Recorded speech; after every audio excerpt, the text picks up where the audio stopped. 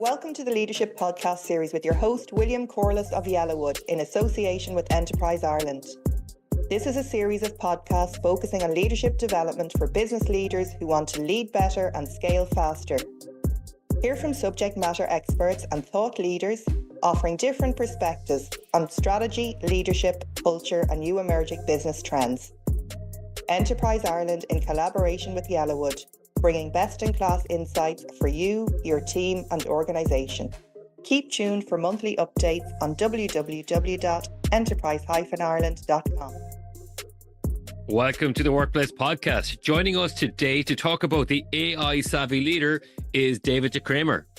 David is currently the endowed Dunton Family Dean of Damore McKim School of Business at Northeastern University, where he's also a professor in management and technology. David is also an advisory board member at EI's advisory board for their global AI projects. David, very welcome to the Workplace Podcast. Thank you, William. It's my pleasure. So, David, as you know, I've made lots of marks and notes and everything on your book, and I'm going to make a guilty admission here. So they say you should never judge a book by its cover, and I nearly fell into the trap when reading the summary of contents.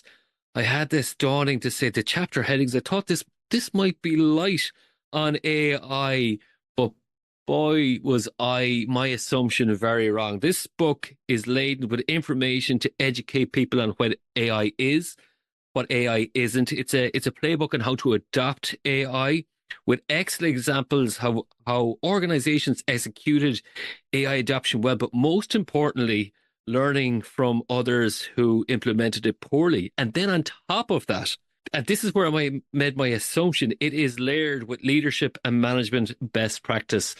That is some feat. Kudos to you. Oh, thank you. Thank you for your kind words. And very happy to hear that. It was my aim to achieve all of that. But to your point, it's not easy to bring everything together in one book and then make it accessible and readable for everyone as well. So it's been work in progress for several years, but I'm also pleased with the outcome. Yes. I would like to talk to people about my own journey with AI over the last couple of months. So I've been using AI, like AI summary for Zoom that we're now recording this on. I use a ChatGPT for promoting the podcast or assisting me with different parts of my work, like proposals, or even using Descript, which is an AI app to help edit the podcast, and then DAL-E for image creations. There's a whole plethora of AI tools there. And a lot of listeners might be listening in here. How might I apply AI? Because it seems to be that AI is coming thick and fast at us. And should we be looking at that, or should we wait for other people then to make the first move? It's a very good question, and it goes to one of the main points right away. As you say, AI seems to be something that people need to have. So today, whenever I talk to any business person, regardless of the industry, people will say the biggest risk seems to be not to have AI. So the simple question that any guru would probably tell you is, well, William, yes, it doesn't matter how big the company is, no matter what the size of the company and the customer base is, yes, you have to apply AI. So I partly agree with this in the sense that, yes, you need to know about AI. Yes, you need to understand why AI is here and has penetrated so deeply in the business world already, because it started off, don't forget, with, we see the last few years, AI is being applied to a lot of things societal. The governments want to use it as well. They want to automate. But now we're really talking in the last few years about changing the fabric of work itself. And that becomes very threatening suddenly, because this is your daily life. Your daily work life is going to be affected. But how is it going to be affected? And how is my boss going to deal with this? How is the company that I work for is going to deal with it? Or if I have my own company, what is it that I need to do? So question marks are more around than ever, I would say. And this has led me and motivated me as well to write this book, is let's first take one step back for your own company, for your own job to judge what is AI really about? What is it that it can do? And what is it that it cannot do? So when I talk about an AI savvy leader, I'm also talking about what position does AI with its perks and its downsides have in your work life? And that's an important question I think every business owner and every person working for a company should ask. Now, when you ask that question, then you're going to see you may not need AI for every little job or task at the moment. Because one of the big things that we see is most business leaders, and let's say executives in their 40s and 50s, they weren't trained to deal with AI. It wasn't around, it wasn't part of the curriculum. They never had to manage it. So they leave it up to the tech experts. Tech experts are not business experts. They're not asking the right kind of business questions or leading your company. So what we see right now is a bit of a disconnect there. Yes, we make the investments because we have to. It's the biggest risk of not using it. But then once it enters the company, the questions we should be asking is how is it going to affect the current workspace, the people working in it? What kind of new jobs do we need? Do we need new jobs in everything? These questions are not being asked anymore because the business leaders don't have the expertise to understand AI in relationship to these questions. So the tech experts take over right away. So these questions are not being addressed. We end up in a situation where 87% of digital transformations today fail. So no value has been created, but money has been spent and everyone's frustrated. So yes, it's an important question. Do you need it everywhere? And you don't. You need to realize in business that AI is a tool. It's a tool that can help you to achieve several goals. And it's not only the goal of efficiency and productivity. Obviously, that's the one that's on the front page of every newspaper, every magazine, and every podcast to say so. It's going to increase productivity. It's going to increase efficiency. Yes, it could if it's implemented right, if people don't have resistance to work with it, and if leaders do their job to make it part of the work culture. And that requires collaboration. And then if you think about it like this, I'm pretty sure right now some business people are already going to say, maybe there I don't need it. And here I may need it. That's the beauty about this book, David, is you get people to really think this through to say, actually, do I need to apply it? And if I do, in what way? Now, a great point that you made earlier on was that disconnect between tech experts and people who know the business. So that comes in different ways. If the people who are actually spending money on this and they're the sponsors of the AI adoption, but also actually who are the people that's going to affect on the front line and maybe resistance to that. We'll go to that later on. But you say that there's three compelling points that make it's a no-brainer. The book, you say it's an excellent tool for learning in a VUCA world. It's the level of competitiveness through production and innovation, and also it's the economics of adoption. I think that really, really salient points there. But here's the thing is when we talk about that, then those 3 points, then is that resistance piece there is some people will say, well, there's some myths about AI that this is going to dispel people. The point you make and other people make is that sense of co-intelligence that it's not going to replace people. It's just going to enhance, like a tool that you were saying earlier on. Yes, that should be the ultimate goal. But to be clear, will people lose their jobs? Yes, some people will lose their jobs. And that has been the case in history every time that a new technology was introduced. Now, what people don't think through very much is, and I'm going to make a few points here, is that yes, jobs will be lost because some jobs need to be automated because it is less costly. It makes economic sense. And look, we're in business, so economics plays a role. Now, will everyone lose their job? Not really, because there's a few trends at play. First of all, AI is getting cheaper, but at the same time, you've heard as well, towards the future, what's going to happen because it needs so much energy? The platforms that are being used, the chips, we don't know. We don't even know what the costs will be and what the acceleration rates will be in those industries, whether we can basically make AI as cheap as it can be, that we can replace every job. Let me illustrate this. AI is not going to replace jobs at the really top of the organizational chart, where it's about leading the company, really making the most important executive decisions. It's not going to replace people in the cheapest jobs because it's too expensive for that. So it's going to be really in the middle there where the battlefield is for both blue and white collar workers, with the consequence that these people, their jobs will be partly automated, and you see they'll be dropping to lower paid jobs. That's going to be a big problem because it means we need to see what are we going to do with these people and their skills. That's where the augmentation part comes in. Because the big question is really, and this depends, of course, on your ideology and where you're coming from, but is the primary function of AI to enhance efficiency, enhance productivity?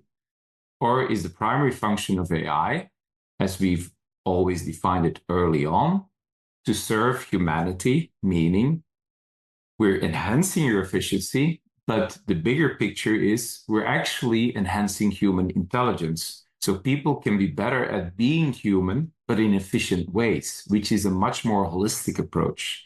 And that's the one that I advance in the book as well.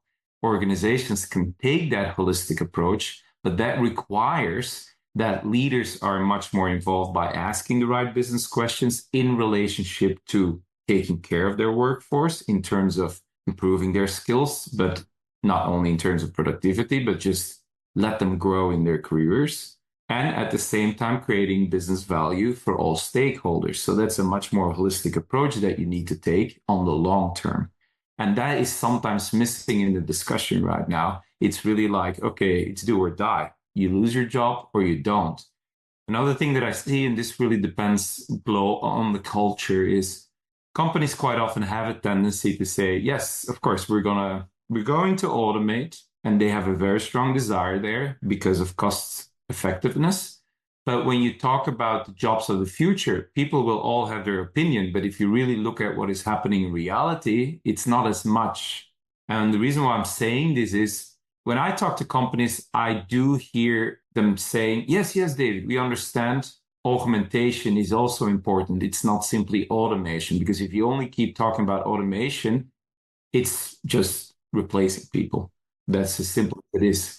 But it requires a deeper thinking exercise, and that is where companies shy away from. So I will hear comments like, yeah, we don't really understand completely augmentation yet in our context or in our industry, or I don't really know what it means. Automation is straightforward. It makes sense. Augmentation, basically what they're saying is they realize augmentation is costly, because what does augmentation mean? It means, okay, in which jobs are we going to put AI? Okay, that's one thing. How are we going to implement it in the job so that the human also stays involved, which most customers and stakeholders want? But that means I have to train these people to deal with the AI. This means I need to implement AI in a way that's intuitive enough for the human to work with and that there's no resistance. This means that I need to have the right infrastructure. Probably I need to hire new people who have talents to bring the human and the technology together. And then I have to look forward to what is it that I want to achieve with that augmentative potential. And that means, what is this job going to be in the future? And how is it going to create value? As you see, that's a much deeper thinking exercise than automation. And I do see a lot of companies, not that they necessarily have bad intent in shying away from this discussion, but simply because their business leadership is not prepared. They don't understand AI in terms of the augmentative potential, and they don't understand what it means in terms of making AI work for the company, because they limit their contribution to accepting an investment, yes or no, and then asking the tech experts again to drive it. I like in the book that you mentioned so many times society and the ethical approach to adopting AI and having those considerations of not just the employees. And another point you make in the book quite well is about how it's going to impact the customer as well. So I like that there's that systemic thinking going on. This is why the book is truly a great read. And when you were talking there about how that replacement of jobs happens with any new technology, and I remember reading a book a number of years ago called The Victorian Internet. And it talked about how even with the telephone coming in, that replaced the telegram, and that put a whole lot of people that were highly skilled out of the work. Would we go back to telegrams? Probably not. Again, as part of my research for this, I was listening to a very insightful podcast with an AI expert that you mentioned in the book, Ethan Mollick from Wharton Business School. He did a brilliant podcast with Ezra Klein of the New York Times. He was mentioning all the different types of language and terminology, like prompt crafting is going to be a skill. You were talking about hiring people with those skills. And then just different programs like Bard and Claude and Copilot and Gemini 1.5 and all these different programs. And he was raising the point, and it's a bit like what you were saying, is the struggle that's going on is most universities are talking about the struggle with ChatGPT. And what Ethan Mollick is saying, and the point he makes out is that he actually leans into this challenge, that business struggle. And then he's saying that he's doubling down as there's an actual need for critical thinking here. So it's actually going to enhance society, much like the point you're making there, that what we're missing here, especially in the world of fake news and disinformation and misinformation, is that it's actually going to enhance society. I fully agree. And Ethan's work is very dominant and leading in that respect.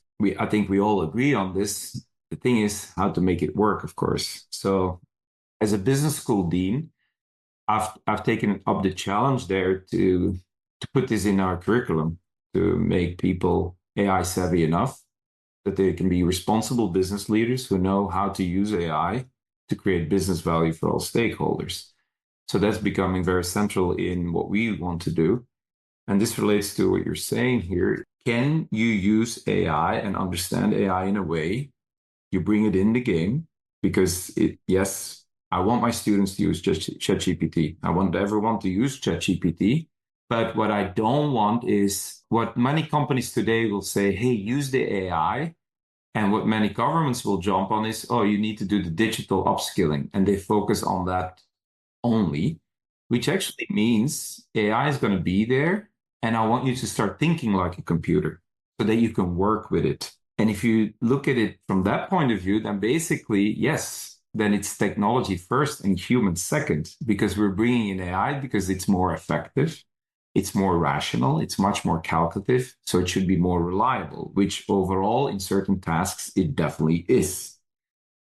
But that's not the perspective that we want. That's not what Ethan Mollick is saying. What we're saying is you need to have a behavioral, human-centered perspective towards the use of AI, which means, yes, AI is going to be in your life, and you need to see it as a mean to an end. The end being humanity, the mean technology. So humans first, technology second.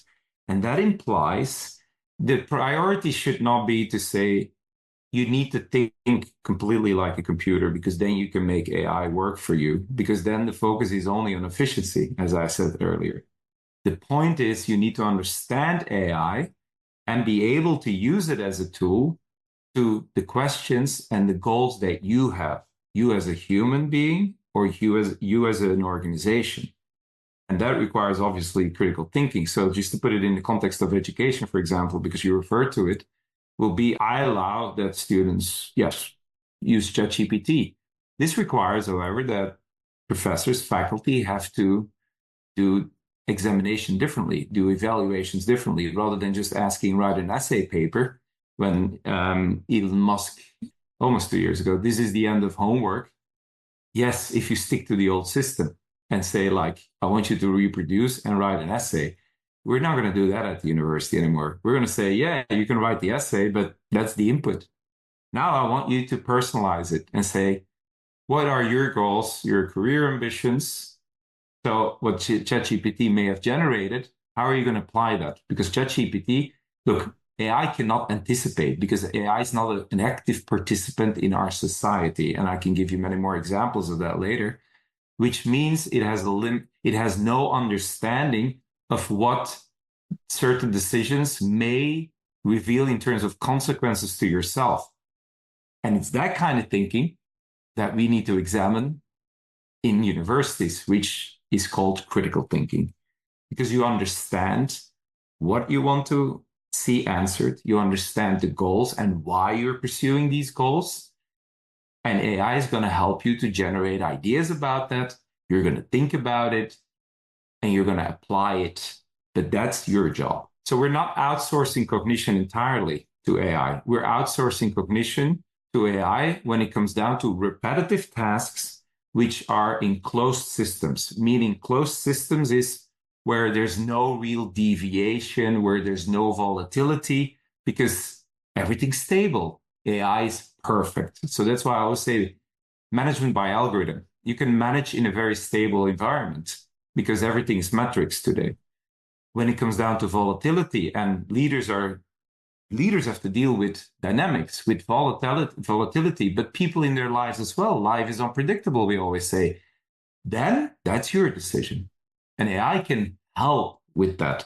That's the perspective that we all have to adopt in our education and in the way we run our businesses, and especially in the application to society, because then we can truly say AI serving humanity.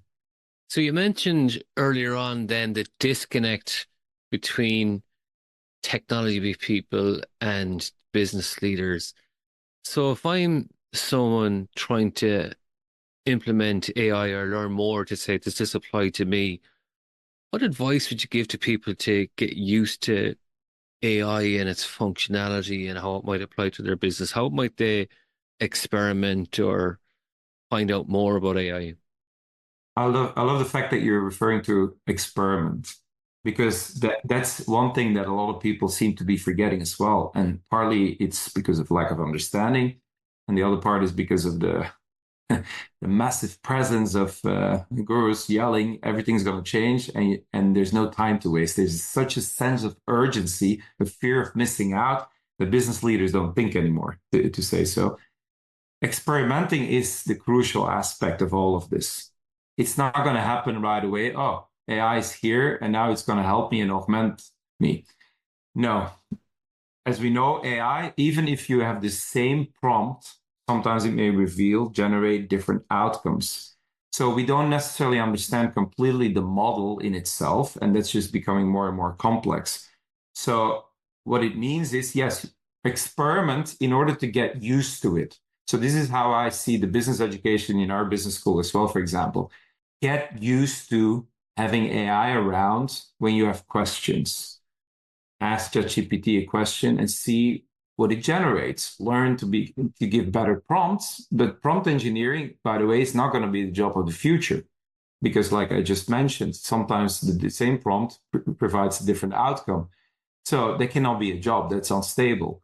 The job that for the future that's going to be is, yes, you can give the right prompts and then it generates something, but it's what is generated, which is insights. Can you transform the content into knowledge? That's going to be the job of the future. A content creator, a knowledge creator, because that knowledge only you know because you know which questions to ask. So yes, experiment there. You have to do it, because also in companies you bring it in, and that's why we call it pilot phases. And AI is always a pilot experiment at first. But a lot of companies, and again, because business leaders sideline, they don't understand the investment decision has been made. Tech people take over is, no, we have to try. And we have to see whether it fits with the jobs that you have currently. If it doesn't, you have to rethink the job. Put it in the workforce. If there's too much resistance, it means business leaders are needed to facilitate and provide meaning to that AI. Why is that AI here? What does it mean in your job? What does it mean in your career? What does it mean for the organization? And then see, okay, if there's less resistance, what is it that is needed that people can work with that AI? See, that's a tech-savvy leader, an AI-savvy leader. So this is how they need to be trained more, and this is how they have to look at it more. Again, the cost effectiveness of an implementation plus augmentation strategy is, of course, more. The cost is higher there than a simple automation. But an automation is a short term because you lose out on the human skills that are needed to move from content to knowledge in responding to the right questions in a volatile setting. And that is what AI can't.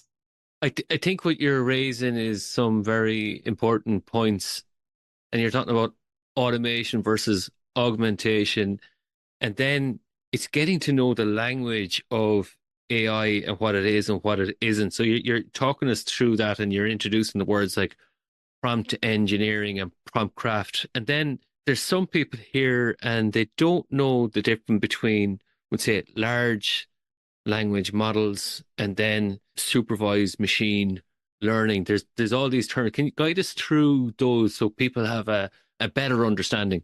So, first of all, I want to say, as a business leader, as someone who's not a computer scientist or has no interest in becoming a computer scientist, yes, AI is going to be around, so you need to have a minimum understanding.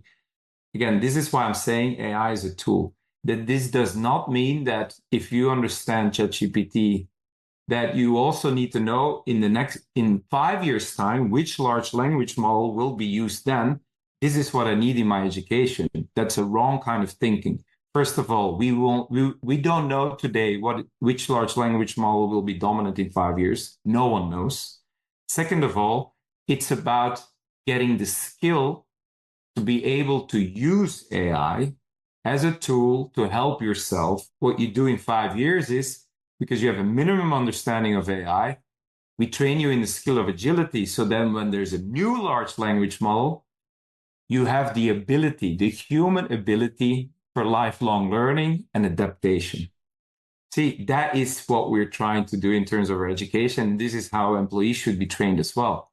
So going back to the core of your question, what is then a large language model? So, for example, I mean, everyone knows ChatGPT, and everyone said, okay, it changed everything. Now we're talking about artificial general intelligence as if it can happen in the next 5 to 10 years. Before ChatGPT, we said, oh, no. AI cannot be artificial general intelligence, which means it's not only human-like, it will be able to do whatever a human can across every task and context, which is really, why do you need a human then? Because then it can move on to super AI, singularity, and everything. There's a certain wishful thinking there, I want to say right away, because ChatGPT is not necessarily a new dimension of AI that it has gotten closer to consciousness. It didn't. It's AI that we always knew, but it just got so much better. And we're in awe of it because now you can talk to a computer and the computer seems to have a mind of itself. So today, AI is human-like. Yeah, it's a computer that acts and decides and communicates now in ways that seems intelligent like a human being. But ChatGPT is still in its essence relying on data. That's why you hear things about, oh, OpenAI violates copyrights because of course it scrapes completely the internet and every book that's out there. So that's part of it. So AI will always go back to data. It's the data that it takes. The reason why it's so powerful is because it's become such a strong predictive model. So this is a new term again. ChatGPT is a predictive model. It is extremely well in predicting the next word in the sequence, so it can form sentences. And because it's so extremely predictive in what the next word should be, because it has all those data and it's been trained over and over again, it's forming sentences in a way that a human would do. And it's the impression that we get, wow, this is like talking to a human being. But if you dig a little bit deeper, and this is what you read in the literature, and when you listen to more critical thinking, you'll see concepts like hallucinations. You may have heard of hallucinations, which means that ChatGPT can probably write your paper, your essay. That's why we say we don't want to examine that anymore as the main product for your grade at university, for example. Because he can write, and he can write very convincing. But if you check, for example, hallucinations could be, he will refer to references that don't exist. Of course, if we don't check that anymore, how do we know? And that's another challenge there, because today, 2024, I can confidently say in the last 2-3 years, everything you see on the internet, on Adobe, Acrobat, if you have your PDFs or your images, 10 to 20% is already AI generated and you don't know about it. If AI picks up AI generated data, it can be easily contaminated and we don't know about it. That's another risk there. That's why a human needs to stay in the loop. And that's why we need to check it. So AI has all these benefits, but you see as well, like with this large language model, it is still not an active participant. It can provide you. So there's a recent study, for example, now, very recent, that AI seems to be given more empathy than a human being. So what they did is let ChatGPT write a kind of therapeutic conversation and let a human have this kind of therapeutic conversation. And what you see is that overall, they evaluated the ChatGPT had actually more empathy. The thing was, they didn't know that it was a ChatGPT. Then afterwards, they were told it's an AI, and suddenly the ratings dropped completely. So you could say, oh, this is people just not wanting it. No, this is people looking for authenticity when it comes down to something that's uniquely human. And that's the same thing. If you bring it into an organization, we do understand at a certain level, it's still a machine. And you're right, that machine has no real understanding of your reality. The example that I always use is, this is the picture that I have of a cow, and a cow is standing behind a very big pole, which is about 2 meters in width, 3 meters. So you see the head of the cow sticking out on one side, and you see the buttocks of the cow on the other side. So an AI is being asked, how many cows are there? And it says 1 cow, 5 meters long, 1.50 meters high. You and I know, no, those are 2 cows, because a cow cannot be 5 meters long. The AI doesn't see it because these 2 cows are partly hidden by the image. So this shows they have no understanding of being a participant in reality and what that means. So that's a limitation. So going back to ChatGPT, for example, that's why it's so important, and that's the AI we're moving into, is AI generates, but it depends on human feedback. And this is what happens in ChatGPT. You ask a question, it generates. Most people will have the experience, or then you refine the question.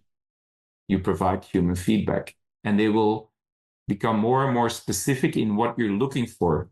So you see, the big picture here is any AI, even ChatGPT, still needs a human to define the goal or problem, because an AI cannot define a problem that's relevant to you. And you still need to interpret the output. So you're still giving the input and you're still working with the output. Everything in between, yes, we can automate to a certain extent. And you see, that's how to use it, and saying AI is a tool. I love that approach, and it is about AI will never be able to replace the human condition with all its complexity and nuances and cultural factors. And also, a part of some of the algorithms are written, and there's examples where bias has happened in the workplace with Amazon, and people will find that in the book. Speaking about examples in the book, there was a very good one where the Grand Chess Master Garry Kasparov had an experience with AI. Do you want to tell us about that?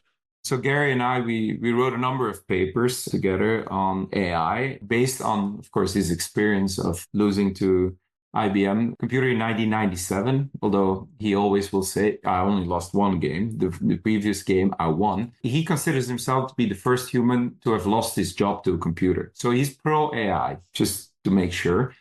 But in the ways that we've been talking about, it can help you. So for example, what he did after his defeat is he organized several tournaments where he invited chess masters to play games, but then in combination with a computer. So he was really interested in, can the best computer available on the market and the best grandmaster chess, will they be the winners of the tournament? And it turned out they never were the winners of the tournament, that combination. It needed to be someone who's not necessarily the best grandmaster chess, and it's not necessarily the best computer. So it's really the interaction that's what he learned from it. It's the interaction and how to be able to use your human intelligence and your artificial intelligence. So he and I came up with what we call triple AI, a piece that we published in Harvard Business Review in 2021. We call it triple AI. First one is the artificial intelligence. The second one is human intelligence, which we call authentic intelligence, leading to augmented intelligence, the third type of AI. So you see, coming from the chess, you arrive at the same conclusion. Now, I want to add one note here. Chess, AI rocks and AI dominates humans. Some critics will say right away now, that's true, but chess is a closed system because it has fixed rules, basically. There's there's a lot of rules, but it's finite. So that's what I was referring to earlier. At the end of the day, it's a stable closed system. So that's where AI has indeed dominated. But as you know, like I said, life is unpredictable and leadership is volatile. You can't compare it completely with a chess game. And this brings me then to the actual adoption then. And what I like is that you say by adopting an inclusive approach to AI, you have three benefits: feeling in control, reducing aversion, and increasing trust. So you have to get people on board for AI to be a success in your organization. Yes, across the board. Yes. I mean, we call this an inclusive approach, and it comes from what I've been talking about earlier, where what we see is you approve your budgets. And what I see the whole time is because business leaders have a limited understanding, 70 to 90% of the technology budget usually goes to the adoption itself. Then AI enters the organization. It's left to tech experts. I mean, the most simple example is always, business leaders saying, we have so much data in our company. Everything is about data. We need to be a data-driven company. So I've hired all these data analysts and all these data experts, and they'll tell me what's in the data, and then I'll know what to do. And I said, you know what? If you think like this, you're an executive, you're overpaid, and your data expert is underpaid. And then they asked me, why are you saying that? Well, basically, you're saying you have no clue what the goal or purpose or direction of your company is. You're waiting for the tech expert to tell you what is in the data, and you'll adopt that one as your purpose, your strategy. So who's leading the company here? That makes no sense, because data, just like AI, because AI relies on data, as we've seen, even ChatGPT, is not running your organization because you may have the wrong data. Everyone knows the phrase garbage in, garbage out. That's the most simple example just to illustrate. It just doesn't work like this. You still have a job to do once it's adopted. But then most business leaders will realize, yeah, but wait a minute, I spent most of my budget already. So, well, because what you're telling me, and this is what I said earlier, it's costly augmentation. I need to implement infrastructure. I need to experiment, like we said. So we need to work with feedback loops. We need to correct models. So we need to have talents who can work on that.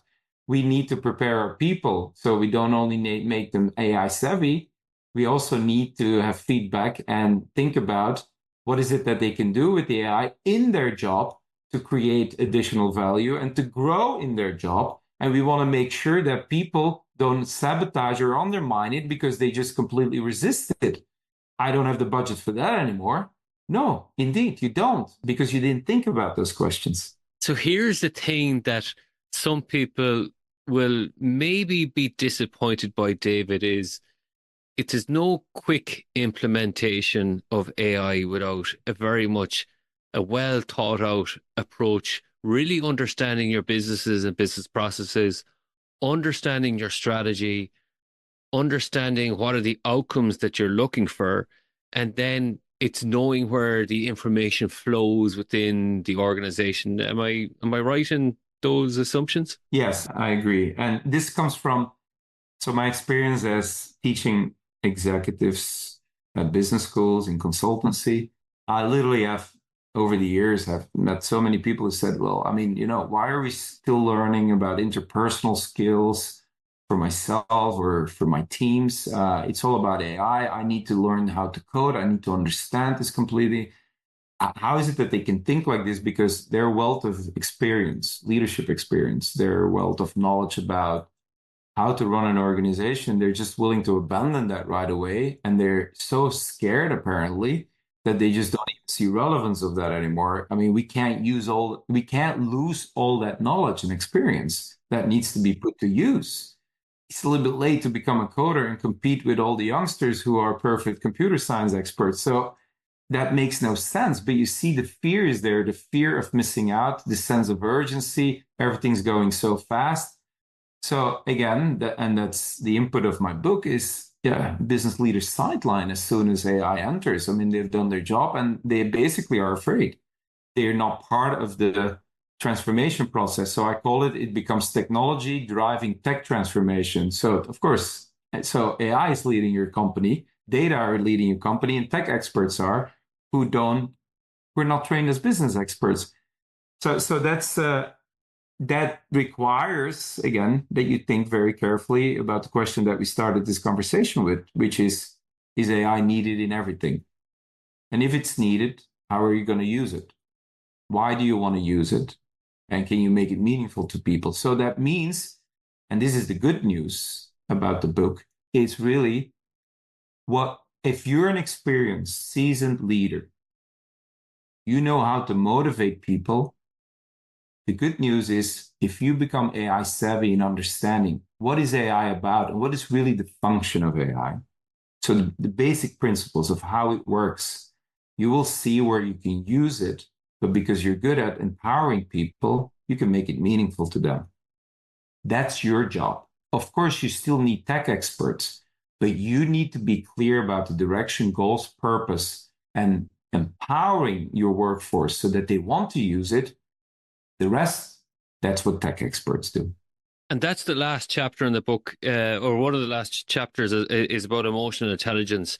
Accept that soft skills are the new hard skills and practice them.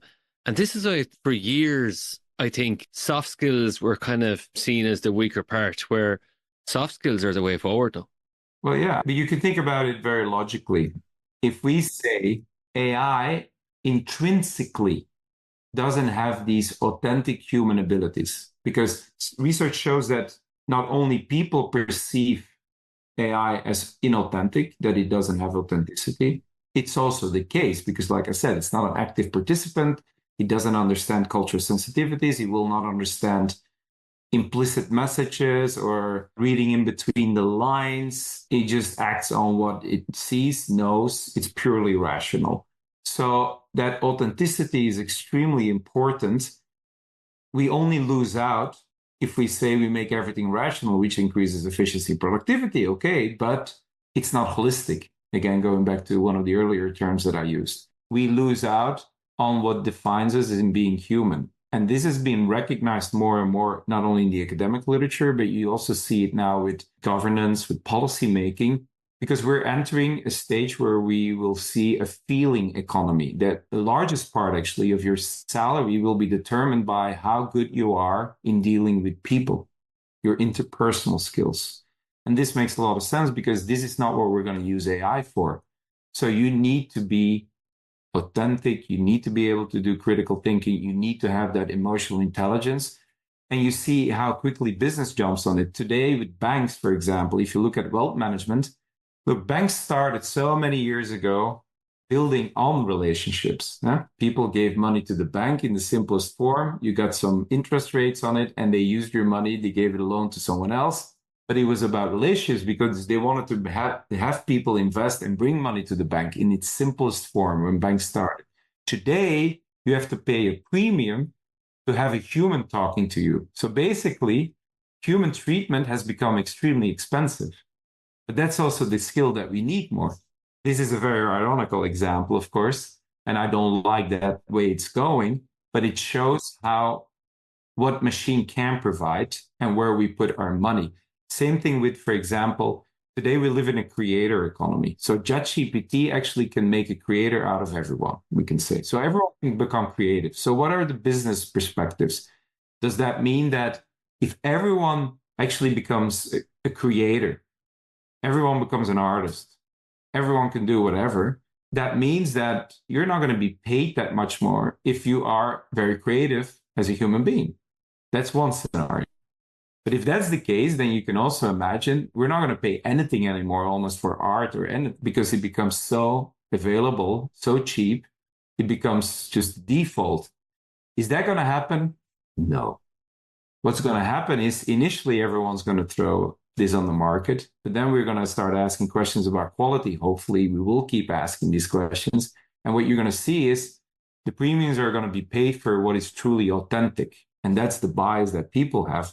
When I told you, oh, AI seems empathic, but once you know, oh, it was an AI who wrote the message, you don't like it anymore. And that's what's going to happen. That's why your soft skills, your interpersonal skills, working your authenticity, and I say this to my students as well, I want you to learn to work with AI and understand what it means, how it's transforming your business. But I want you to see for yourself in your education, you develop yourself and see what you're passionate about, what it is that you want to achieve, and learn about yourself so you can use it for something that serves you. And that's authenticity. That skill really needs to be trained. So I'm going to ask you in a few minutes just about how people might contact you and find out more about your book. Before I do, I want to promote your book one more time.